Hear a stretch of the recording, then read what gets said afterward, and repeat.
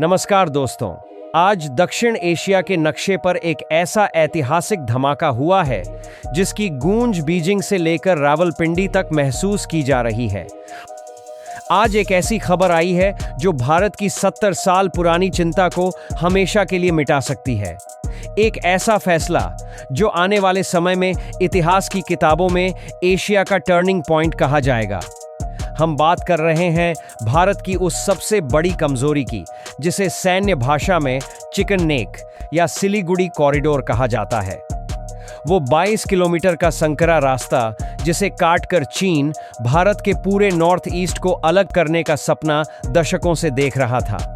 लेकिन आज ढाका से एक ऐसा ऐलान हुआ है जिसने इस पूरे खेल को पलट कर रख दिया है। बांग्लादेश के नवनिर्वाचित प्रधानमंत्री तारिक रहमान ने शपथ लेने के कुछ ही घंटों के भीतर वो कर दिखाया है जिसकी कल्पना शायद किसी ने नहीं की थी। उन्होंने ऐलान किया है कि बांग्लादेश भारत की सुरक्षा के लिए अपनी जमीन देने को तैयार है। यह फैसला क्यों लिया गया? इस 60 किलोमीटर की जमीन का मतलब क्या है? और कैसे यह फैसला चीन और पाकिस्तान के लिए एक बुरे सपने जैसा है? आज के इस स्पेशल एनालिसिस में हम परत दर परत सब कुछ समझेंगे। बने रहिए मेरे साथ, क्योंकि आज आप भारत की बदलती हुई किस्मत के गवाह बनने जा रहे हैं। आखिर ये चिकन नेक है क्या और क्यों है भारत की सबसे बड़ी कमजोरी? दोस्तों, इस ऐतिहासिक फैसले को समझने से पहले हमें यह समझना होगा कि आखिर यह चिकन नेक है क्या। आप भारत के नक्शे को ध्यान से देखिए। पश्चिम बंगाल में एक बहुत ही पतली सी जमीन की पट्टी है जो भारत के मुख्य भूभाग को हमारे 8 उत्तर पूर्वी राज्यों यानी नॉर्थ ईस्ट से जोड़ती है। इस रास्ते की चौड़ाई कुछ जगहों पर सिर्फ 22 किलोमीटर है। सोचकर देखिए, एक 140 करोड़ की आबादी वाला देश अपने करोड़ों नागरिकों और लाखों सैनिकों तक पहुंचने के लिए इस 22 किलोमीटर के रास्ते पर निर्भर है। इसके ऊपर है चीन का तिब्बत और चुंबी वैली और नीचे है बांग्लादेश। सैन्य भाषा में इसे एक स्ट्रैटेजिक नाइटमेयर यानी एक रणनीतिक बुरा सपना कहा जाता है। अगर कल को चीन के साथ युद्ध होता है तो चीन को बस कुछ किलोमीटर आगे बढ़ना है और वो भारत की इस गर्दन, इस चिकन नेक को काट सकता है। इसका मतलब होगा कि हमारे नॉर्थ ईस्ट का संपर्क पूरे देश से कट जाएगा। वहां तैनात सैनिकों तक रसद, हथियार और मदद पहुंचाना लगभग नामुमकिन हो जाएगा। चीन इसी कमजोरी का फायदा उठाकर भारत को हमेशा ब्लैकमेल करने की कोशिश करता रहा है। तारिक रहमान का ऐतिहासिक ऐलान और 60 किलोमीटर का सुरक्षा कवच। लेकिन आज बांग्लादेश के प्रधानमंत्री तारिक रहमान के एक बयान ने इस भौगोलिक मजबूरी को इतिहास बनाने की नींव रख दी है। अपनी पहली कैबिनेट मीटिंग के बाद उन्होंने ऐलान किया कि बांग्लादेश भारत की सुरक्षा चिंताओं को अपनी सुरक्षा चिंता मानता है। सूत्रों के अनुसार बांग्लादेश ने भारत को सिलीगुड़ी कॉरिडोर के ठीक समानांतर अपनी सीमा के भीतर एक स्पेशल स्ट्रेटेजिक कॉरिडोर बनाने का प्रस्ताव दिया है। इसका मतलब यह नहीं है कि भारत उस जमीन पर कब्जा कर लेगा, बल्कि इसका मतलब यह है कि भारत को वहां से पक्की सड़कें और रेलवे लाइन बनाने का अधिकार होगा, जिनका इस्तेमाल संकट के समय भारतीय सेना अपनी मूवमेंट के लिए कर सकेगी। ये कॉरिडोर लगभग 38 से 40 किलोमीटर चौड़ा होगा।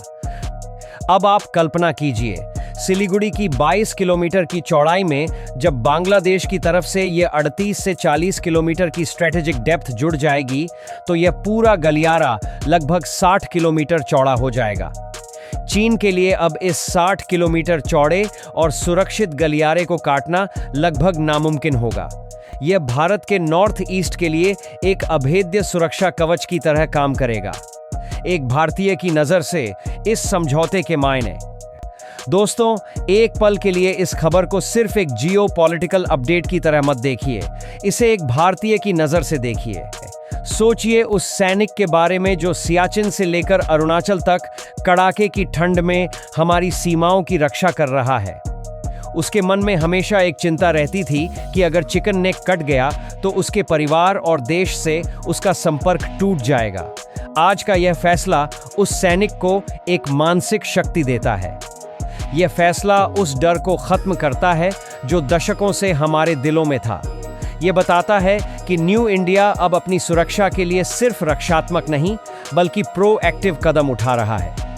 ये हमारी डिप्लोमेसी की वो जीत है जहां बिना एक गोली चलाए हमने अपनी सबसे बड़ी कमजोरी को अपनी सबसे बड़ी ताकत में बदलने की शुरुआत कर दी है। आज जब दुनिया में हर देश अपने हितों के बारे में सोच रहा है, तब भारत का एक पड़ोसी देश हमारी सुरक्षा के लिए आगे आ रहा है।